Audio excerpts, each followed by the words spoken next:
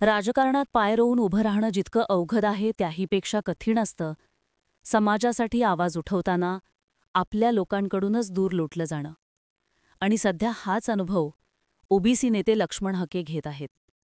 ज्या माणसाने ओबीसी समाजाच्या न्याय हक्कासाठी शेकडो वेळा भाषणं दिली, आंदोलनं केली, कोर्टाची पायरी चढली, तो माणूस आज आपल्याच समाजानं आयोजित केलेल्या महत्त्वाच्या मेळाव्याच्या पोस्टरवरून गायब आहे. हे फक्त एका फोटोचं गायब होणं नाहीये, तर हा एक विचार, एक लढा आणि एक उपस्थिती नाकारलं जाणं हाच नेमका विषय आहे. काय सविस्तर सांगते या व्हिडिओच्या माध्यमातून. महाराष्ट्रातील सामाजिक आणि राजकीय वातावरण सध्या अतिशय संवेदनशील टप्प्यावर पोहोचलंय. मराठा समाजाला ओबीसी कोट्यातून आरक्षण मिळावं या मागणीनं नव्यानं उचल खाल्लीय. आणि या पार्श्वभूमीवर राज्य सरकारनं घेतलेल्या निर्णयांमुळे ओबीसी समाजात तीव्र असंतोष उसळलेला दिसून येतोय.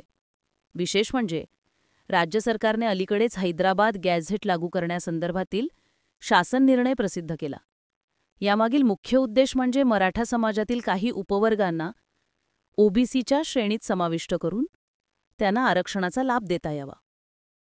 मात्र हा निर्णय घेताच ओबीसी समाजातून तीव्र प्रतिक्रिया उमटू लागल्या, ज्याचे केंद्रबिंदू ठरतायत छगन भुजबळ आणि इतर ओबीसी नेते, ज्यांनी या विरोधात स्पष्ट आणि आक्रमक भूमिका घेतलीय.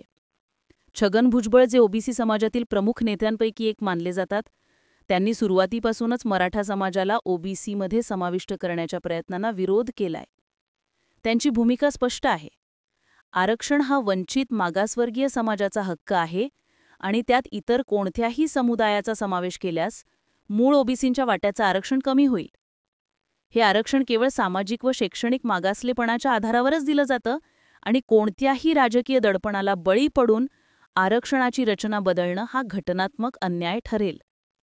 भुजबळ यांच्यासोबतच लक्ष्मण हाके, गोपीचंद पडळकर, जयदत्त क्षीरसागर यांच्यासारखे अनेक नेते याच मुद्द्यावर एकत्र आलेत. मात्र याच पार्श्वभूमीवर एक मोठी आणि चर्चेची बाब समोर आली, ती म्हणजे बीडमध्ये येत्या रविवारी म्हणजेच 28 सप्टेंबर रोजी अखिल भारतीय महात्मा फुले समता परिषद आणि सकल ओबीसी समाज यांच्या वतीने आयोजित करण्यात आलेल्या ओबीसी मेळाव्याबाबत. या मेळाव्याला ओबीसी समाजाच्या न्याय हक्कासाठी छगन भुजबळ यांची महाएल्गार सभा असं स्वरूप देण्यात आले. या मेळाव्याचे बॅनर, पोस्टर्स सोशल मीडियावर मोठ्या प्रमाणात व्हायरल झालेत आणि त्यामध्ये राज्यातील अनेक दिग्गज ओबीसी नेते, त्यांचे फोटो झळकतायत. त्यामध्ये पंकजा मुंडे, धनंजय मुंडे, राम शिंदे, जयदत्त क्षीरसागर, गोपीचंद पडळकर अशा दिग्गज नेत्यांचा समावेश आहे. मात्र विशेष बाब म्हणजे या बॅनरवरून लक्ष्मण हाके यांचा फोटो गायब झालाय आणि त्यामुळेच राजकीय चर्चांना वेगळंच उधाण आलंय. लक्ष्मण हाके हे ओबीसी समाजात आक्रमक आणि स्पष्ट वक्ते नेतृत्व म्हणून ओळखले जातात. त्यांनी गेल्या काही महिन्यांपासून सातत्यानं मराठा समाजाला ओबीसी आरक्षण देण्याच्या मागणीचा निषेध केलाय. फडणवीस सरकारवर देखील त्यांनी वेळोवेळी टीकेची झोड उठवली असून मनोज जरांगे पाटील यांच्यावरही त्यांनी कठोर शब्दात चढकून टीका केलीय. त्यामुळे ओबीसी समाजाच्या हितासाठी लढणाऱ्या या नेतृत्वाला समता परिषदेचे प्रमुख आणि आरक्षण आंदोलनाचे अग्रणी चेहरा असलेल्या छगन भुजबळ यांच्या मेळाव्यातून वगळण्यात येणं ही केवळ चूक की ठरवून घेतलेली भूमिका, हा मोठा प्रश्न निर्माण झालाय. या प्रकारामुळे ओबीसी समाजामध्ये अंतर्गत मतभेद आहेत का? काही नेत्यांच्या भूमिका राजकीयदृष्ट्या अडचणीत आणणाऱ्या असल्यामुळे त्यांना दूर ठेवण्याचा प्रयत्न तर नाही ना, हे देखील विचारलं जाऊ लागलं. काही राजकीय निरीक्षकांचं म्हणणं आहे की हाके यांची भूमिका अतिशय आक्रमक आणि सरळ आहे, जी अनेकदा मोठ्या राजकीय नेत्यांच्या हितसंबंधांना धक्का देणारी ठरते.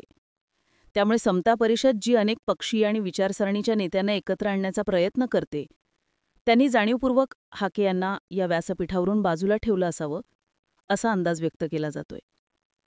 अजून एक गोष्ट म्हणजे आज जरी भुजबळ हे महाएल्गारचे पुढारी असले तरी ते अजित पवारांचे निकटवर्तीय मानले जातात आणि अजित पवारांवर हाके यांनी वेळोवेळी टीका केलीय. कधी मंत्रिमंडळ विस्ताराच्या मुद्द्यावर, कधी ओबीसींना न्याय मिळत नाही म्हणून. अशातच अजितदादांचं आत्ताचंच एक ताजंच उदाहरण आहे की मंत्रिपद नको असेल तर वेगळी कामं असतील तर घरी बसा. आणि कदाचित यामुळे देखील अजितदादांना नडणाऱ्या किंवा त्यांच्या विरोधात बोलणाऱ्या नेत्यांना डावलण्यात येऊ शकतं. म्हणजेच एकूणच काय तर याच राजकीय सूदभावनेतूनच त्यांना मेळाव्याच्या बाहेर ठेवण्यात आलं की काय, असाही अंदाज सध्या वर्तवला जातोय. पण या निर्णयाचा विपरीत परिणाम ओबीसी समाजाच्या एकतेवर होणार का? कारण या प्रकारामुळे समाजात आपले परकी अशी भावना निर्माण होण्याची शक्यता नाकारता येत नाही.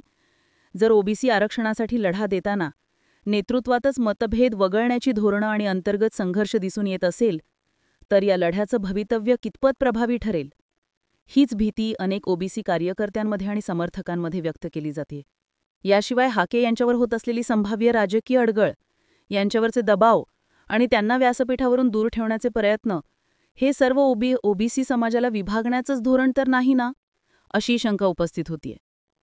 या सर्व घडामोडींचा केंद्रबिंदू म्हणजे ओबीसी आरक्षणाचा प्रश्न, जो केवळ सामाजिक न्यायाचा नाही तर राजकीय अस्तित्वाच्या संघर्षाचा भाग ठरतोय. एकीकडे ओबीसी समाज आपले हक्क टिकवण्यासाठी उभा आहे, तर दुसरीकडे मराठा समाज त्याच आरक्षणात वाटा मागतोय. अशावेळी राज्य सरकारचा कोणताही निर्णय, विशेष असून हैदराबाद गॅझेटसारख्या संवेदनशील विषयावर, दोन्ही समाजामध्ये असंतोष निर्माण करणारा ठरतोय, अशाही चर्चा आहेत. त्यामुळे 28 सप्टेंबरचा ओबीसी मेळावा केवळ एक सभा राहणार नसून तो महाराष्ट्राच्या राजकीय आणि सामाजिक भूकंपाचा केंद्रबिंदू ठरू शकतो. या सभेत काय ठरतं, कोण काय भूमिका घेतं आणि हाके यांची अनुपस्थिती चर्चेचा विषय राहते की ती विस्मरणात जाते, हे पाहणं महत्त्वाचं ठरणार आहे. परंतु एक गोष्ट निश्चित आहे, ओबीसी समाजाच्या अंतर्गत असलेल्या तणावांवर आता प्रकाश पडू लागलाय आणि या तणावांची झळ संपूर्ण समाजाच्या संघटनात्मक एकतेवर पडू शकते, अशाही चर्चा आहेत.